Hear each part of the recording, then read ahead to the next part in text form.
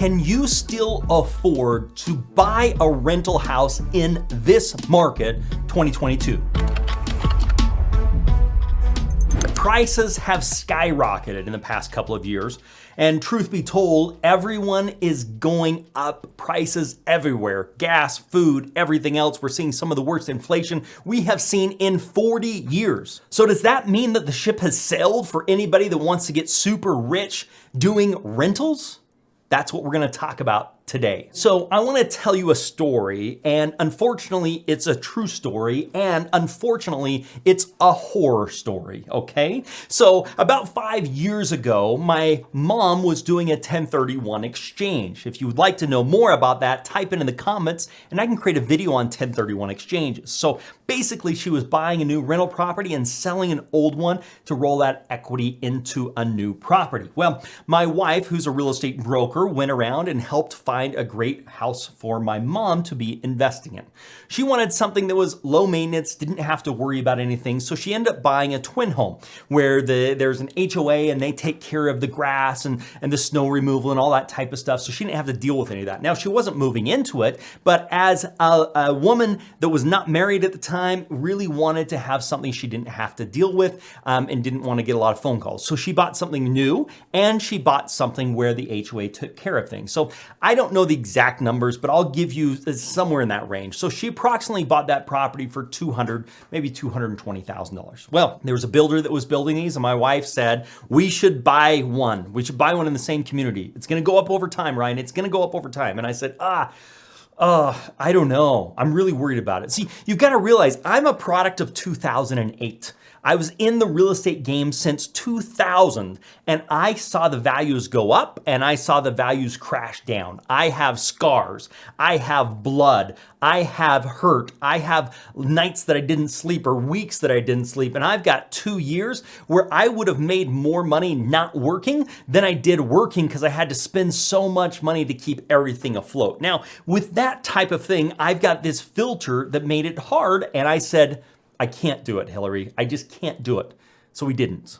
Well, guess what? That property now is worth about $420,000. My mom has more than doubled her money which she bought that property for.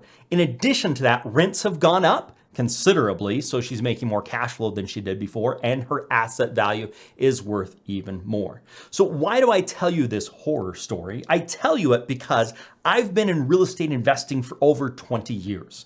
And as much as I thought that I could time the market, I can't. I don't know what the market's going to do, and no one else does either. So one of the things that one of my favorite investors, Warren Buffett, talks about is called dollar cost averaging. He says, quit trying to time the market, quit trying to know when you're going to be the best, when it's going to be the best, when it's going to be the worst, when it's going to be the highest. Quit trying to time the market. What his recommendation is to do what's called dollar cost averaging. And dollar cost averaging is used a lot in stocks. It's not talked a lot when we're talking about real estate investing, but it should be, and that's why I'm bringing it to the table here. Dollar cost averaging is simply making an investment at certain increments of time. So let's apply this to real estate. Let's say that every single year you purchased a rental property, regardless if the market was up, down, or sideways, because again, even with 20 years of experience, I could not time the market, even though I thought I maybe could, but I could have doubled my money quite easily and had a great rental that I would have loved to have owned today. If I could go back and do that today, I would have. Now, in all fairness, back in 2008, I could have bought properties for a song and a dance, and I was too scared to buy those because the worry was, look how bad it's gone. Could it get worse? So it's really easy to look back and be like, hey, if I was in 2008, I would have bought 10 properties that day. Well, I can tell you from my experience, you wouldn't have. Because you were so worried that that money was going to get cut in half again, like it already did, that everyone was gun shy, and it was hard. Now, hindsight's 2020. It's really easy to look back and be like, I would have bought everything I possibly could. Well, let me show you what happens over time with real estate. I think this is really important that you see what actually happens over time. So this is a graph. It's the Case-Shiller Home Price Index, and this is over time. And let me try and get this so we can see it just a little bit better here. This basically is telling you in 1980, home prices, the cost was about $30, $40, okay? $30, $40 is basically what it was costing. I don't know if this is per square foot, but it'll give you an idea of what it's taking here. This is national index, okay? And then you can see it ran right up from 1990 to 2005, 2005, 2006, 2007, and then the bottom fell out. Well, look, so it got up to like $180, okay? Then we had multiple years where it got bad from 2005 to 2010. But here's the interesting thing. If you would have bought something in 1980, it would still be worth more than you paid for it. If you would have bought something in 2000, you would still be ahead of the game from what you paid for it. The only problem is if you bought in 2005, 2006, you would be down, okay? You would be down. But look, that's from 2005 to 2011. But what happened after that? It's gone straight back up higher than it was ever before. So this idea of dollar cost averaging is you buy a property on the high side, you buy another property on the high side, you buy a property on the low side, you buy another property on the low side, then it gets higher, higher. That's what I'm gonna show you and demonstrate today. So what I'm gonna show you is what would happen if you bought a house every single year and you dollar cost average that over a 10-year period, what would that look like? So we're gonna jump over to the whiteboard and we are gonna show you what we're talking about today. So let's say you bought a property, we'll do this like really bad. Let's say that you bought a property in 2005 and you bought your first property in 2005, okay? And I'm just gonna say you bought that property for $190,000. I'm just using the Case-Shiller index and timesing it by 100 so we can kind of get some, maybe some numbers that may work pretty good here. So 190 in 2005. Well, guess what? In 2006, it went down just a little. So you bought a house in 2006, let's call it 185,000. 1, 2, I'm gonna need more room here. So number 3, you bought another house in 2007, and in 2007, it came down a little. So we're gonna say you bought a property about 175. Then you bought your next property in 2008. And in 2008, I'm just looking at the Case-Shiller index here, guys. At 2008, we're gonna say it was probably about 165. Okay, because values are coming down. Now 2009, year 5, you're looking at buying a property somewhere around 140. Okay, number 6, let's come over here for number 6. This is 2010. 2010, you're buying that property for about 150. Let's say 2011, you buy in the property for under 150, so let's just call it 140. And in 2012, you bought the property probably at the low, it looks like at about 130. And let's just pretend like these are all the same houses. You're buying the same type of house, right? So we've got it. Now, that is 2012. Now, 2013, we buy house number 9. 2013, we're bounced up to about 150. And we buy a house number 10 in 2014. And let's say that bounces up to like 170, okay? So what we're saying here is you bought basically the same house, which I know is impossible, but you basically bought the exact same house. You've bought it every single year. You've bought it for 10 years, from 2005 to 2014, okay? So you've bought some of the high side, you've bought some of the low side. So what we're gonna do is, what's the average that you're into each one of these houses? Well, let's come over here and show you. Let's get my handy dandy iPhone out here. So you bought one house for 190, right?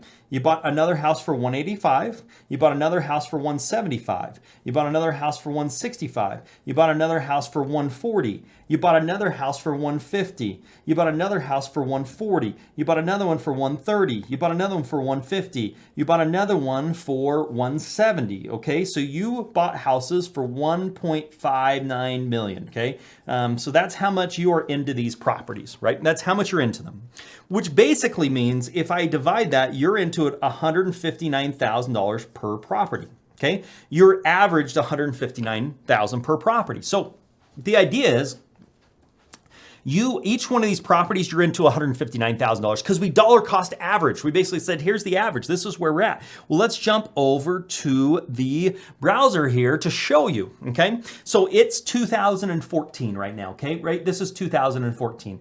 Well, let's fast forward a few years, and now each one of these houses is worth $219,000, okay? That's basically where we're at right now. So that means that each house that you've bought, and that's just 6 more years. So you got 10 years, and then we had a 5-year wait.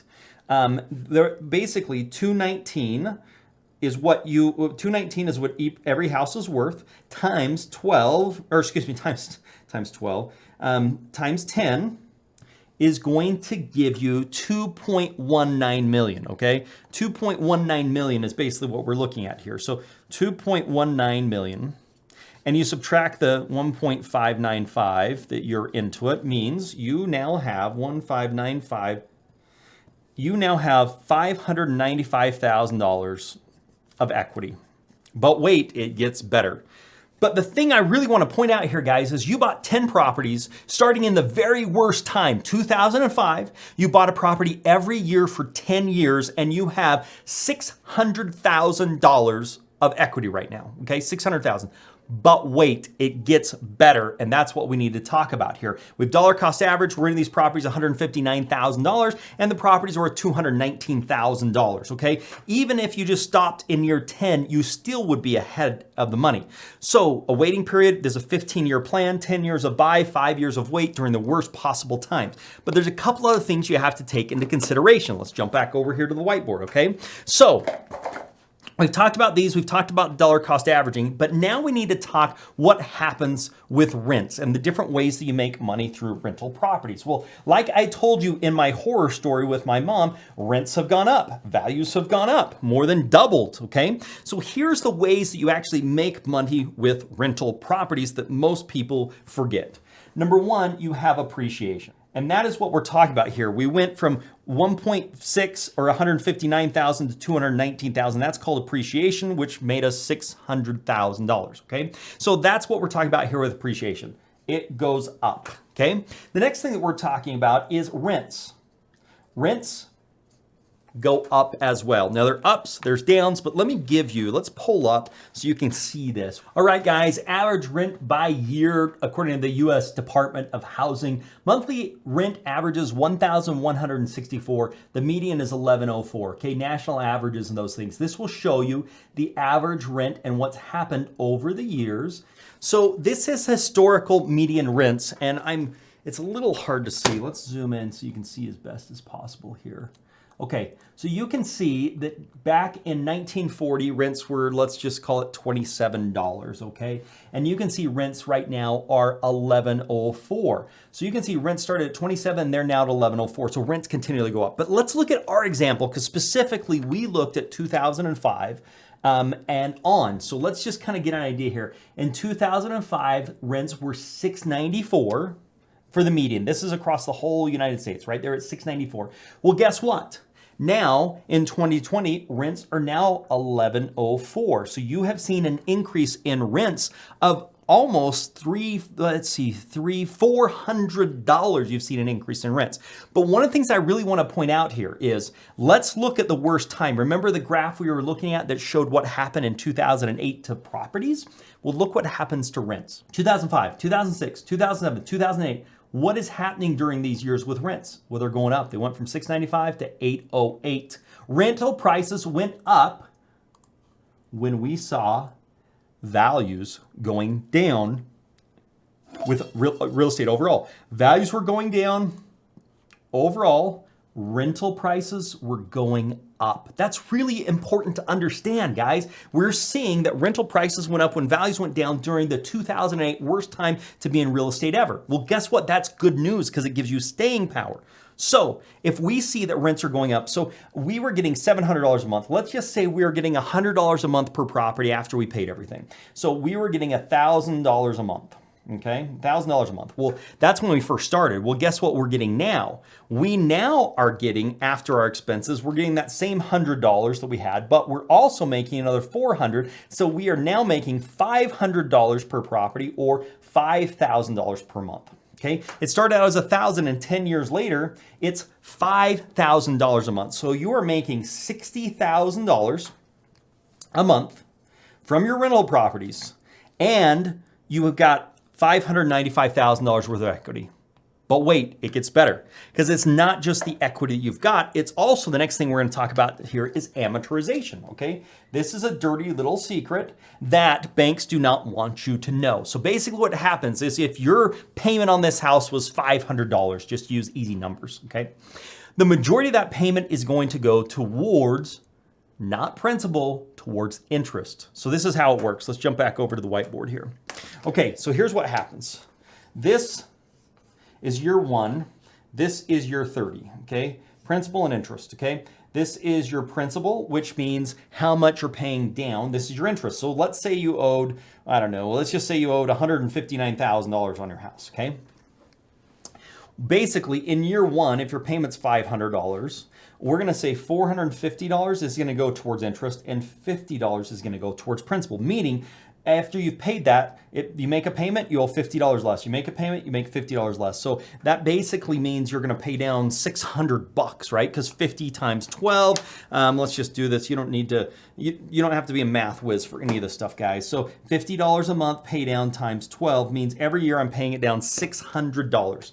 So the first year I owe $159. Now I owe $158,400, right? But what happens is every year it's a little more. So then it gets to 60 and then it gets to 70. Well, by the time you get to year 30, you're paying most of it towards principal and very little of it towards interest. So basically the idea here, the longer you keep this property, the more that your tenant is paying it down, not you. When your tenant pays that rent, after they pay that rent, it pays this down. Now, if you keep this property for 15 years, you've paid down a significant amount and it's only going to get better. So more than likely somewhere here, you don't owe $1.5 million. You probably owe less than $1 million if we're using some hypotheticals, which means you have over $1 million in equity in your properties, meaning you could sell the properties right now and you could net $1 million. But you're also making $60,000. And if you hang in there for 15 years, your tenants have paid for your properties entirely. They paid for all of it. Now you own all these properties that were $2.1 million and the tenants have paid for all of it. Now, if you want a pro tip, if you want to advance this strategy, this can get really exciting here. And this is what I did and what I recommend that you do. Rather than living off this money, you focus this money, you keep your day job, you focus this money to pay off properties faster. So what I would do is if we were making $1,000 a month, I would take all of that $1,000 and I would pay it towards property 1. Okay, the property that I've had the longest because I want to pay it down as fast as possible. And I would put every penny to that. I wouldn't live off it. I wouldn't do anything. I'd put it all towards that. And that will snowball. So now I've got that property paid off in 5 years. Well, guess what? Now I've got this $694. So now I can put $1,694 to another property, okay? And then I can pay that one off in a couple of years. So I could actually have all these properties paid off. If I didn't live off this money in the matter of 10 to 15 years, I could probably have almost all those properties paid off within 10 to 15 years. So think of that, guys. Now you've got $2.2 million of equity. You have no loans because you've paid them all off because you've used all that money. You're getting in not $60,000, you're getting not just $60,000 a month, but guess what? You also don't have your payment. So all you've got is taxes and insurance. So now you're getting, it's $1,100. You just have tax and insurance. You're getting $900 times 10, which means you're getting $9,000 a month. $9,000 a month after expenses. You've got $2.2 million of real estate that you own free and clear because you've used this snowball strategy. Now, the snowball strategy is focusing all of your money to pay off one property, okay? So let's kind of redo this. We have these different properties. We bought this one for $140 and this one for $150 and this one for $180 and this one for $190. You know, we had all those properties, right? We dollar cost averaged into those properties. Well, what happens is you've got this amortization schedule, right? If your payment's $500, $450 is going towards interest. Principal is only $50, but when it comes down here, $450 goes towards principal and $50 goes towards interest, right? So what I'm doing is I've got multiple properties. Now, let's say I only have the 4 properties and I'm only making $100 each. So now I have $400 a month. What I'm doing is I'm taking that entire $400 and I'm not going to Disneyland and I'm not buying the kids Christmas or any of those things. I'm taking that full $140 and I'm paying it towards this one, which means I would probably be able to pay off that property quite a bit sooner if I'm doing that. So your first property that you bought for $159,000, and I'm just going to use $159 across because we dollar cost average those, right? And you're making an extra $100 a month in cash flow. It's a 30-year loan, so guess what? you're gonna be able to pay that property off in 20 years if you apply that $100. Okay, great, we're making some progress here. But then we buy property number 2 for $159. We get an extra $100 in cash flow, but guess what? Rents went up as well. So now I'm gonna say, oh, you know what? I'm actually getting about $250 in cash flow now in my second year, which means now I am going to be at 16 years. This is year 1, year 2, year 3. This is years. Let me get so you can see this. This is years, and this is properties. Across here is properties, number of properties, okay? Years versus properties, okay? That's what we're looking at here. Okay, but guess what? In year 3, you buy another property for $159,000, okay? So then we come in here and guess what? Rents went up, you bought another property, so now you've got about $400 that you're giving to that property number 1. Everything extra is going property number 1. Now you've got 13 years on it. Okay, guess what? In year 4, you bought another property, $159, rents went up a little bit. So now you've got 1, 2, 3, 4. So now you've got about $750 that's coming in because you raised rents, because rents have gone up over time. Now you're paying off this property in 9 years, okay? Now it's year 5. You're buying another property number 5, you buy for $159. Guess what? Rents go up, you get a little bit of money, so now you're at $900. So now that property is gonna get paid off in 8 years. Well, guess what? We're in year 6, we buy another property, rents go up a little bit, we're at $1,100. And we are at 7 years to pay off this property, and we're at year 6, okay? Now we're at year 7, we're buying property number 7 this year, and we are now, rents have gone up, and now we're at $1,400. So I'm just using some hypotheticals here. So now we're at a 6-year payoff. Well, guess what? You've already been paying this property for several years now. So more than likely, somewhere around this time, property number 1 is paid for, okay? Property number 1 is paid for somewhere along this time. I'm gonna say property number 1 is now paid for. We're 7 years in. So this is where it gets really exciting, guys. Now it's year 8, okay? So what we've done is your payment was, you get like $750 in rent, you're getting like $100 to $200 a month after all expenses, but let's say your mortgage payment was $500. Well, now I can apply that $500 to the $1,400 of cash flow I had from all of those, and now I'm at $1,900. Okay, so at $1,900 that I'm applying, property number 1 is going to get paid off. Let me show you the stats here. Property number 1 is going to get paid off in 5 years. Okay, property number 1 is going to get paid off in 5 years. But guess what? We're on year 7. So year 8 at $159, we buy property 8. Okay, we're now coming into year 8, and that increases our cash flow by about 20. Let's say we're $2,200. It gives us $200 extra. We got $150 in rents. We got a little 50. We got some bump on some rents here. So that means I'm going to pay this property in 4 years. Okay, so now we're at property 8. Now at property 9 or year 9 as well.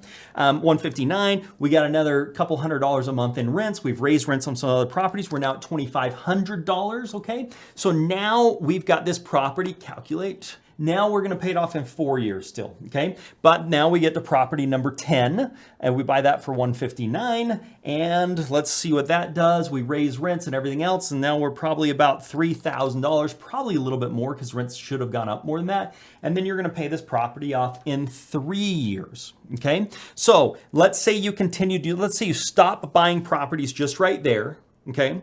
And it took you 3 more years. So it was 10 years. It took you 3 more years. You have 1 property paid off. Okay, this one's free and clear. It takes you 3 years, but you're already paid off. So you're probably more like 2 years to get this other one paid off. Let's just call that 2 years. And then all the money from that can then come over and you can pay $3,500. Okay, so that means you're paying it off in 3 years.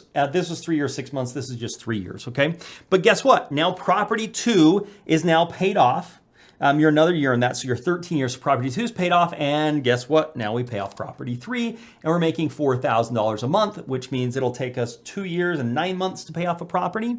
And so that's another 2 years. And then you're making more money, $4,500. is what you're making on this. And now you can pay it off in 2 years, 6 months. So you pay off that one in another 2 years. So now we're 2, 4, 6, 18 years into this thing. And we have 4 paid off properties free and clear. Plus the rest of these properties, the amortization, it's been paying it down. So it's gotten a little bit less every single time. So I want to show you what that means.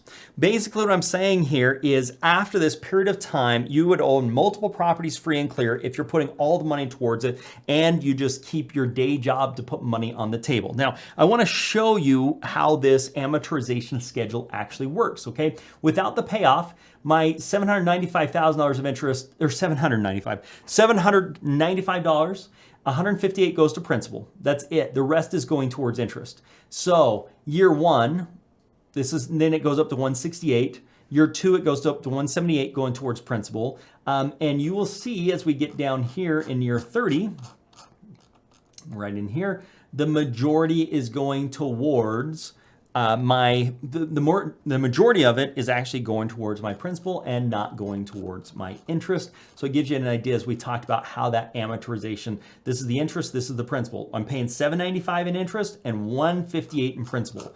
If I get down here to year 3, I am paying $55,000 in interest and $897 towards principal. Okay, guys? So that's basically what we're looking at here as we're going through that. Now, let's get back to the question at hand. And the question at hand is, should I be affording buying rental properties in this market in 2022? The answer is dollar cost average. No one has a crystal ball. And if you would have bought properties starting in 2008 and bought properties for 10 years and held them for 5 more years, you would have had approximately 4 paid off properties and you would have well over $1 million of equity based upon historical figures of looking where we're at. And you would have approximately $60,000 or more coming in every single year as cash flow with over $1 million of real estate net worth. Okay, guys, this is not complicated. This is very simple. Keep your day job, buy a property every year, dollar cost average. Every year you're buying that property, you find the very best property you can. You get the very best deal you can, you find the very best property you can. That's what you do, okay? You find the very best deal you can. And the next year you do the same thing and you take all the extra money and pay it towards the first one. And it is like a small snowball. It's small and then it gets bigger and it gets bigger and it's bigger to the point where you're paying off a property every couple of years. So if you're doing that, you are going to have a massive fortune of equity and in cash flow coming in just a short 15-year period, which is something that everyone can accomplish. So if you would like to see how I repeatedly find motivated sellers so that you can do deals like this, you can check out my video, How I Repeatedly Find Motivated Sellers for Fix and Flips. This works for flips and it works for rental properties as well. The first step is to get into real estate investing. If you can't find sellers, you're really not a real investor. And I can show you how to target the right properties with the right owners over and over again. You're gonna wanna check out this video and make it a very profitable day.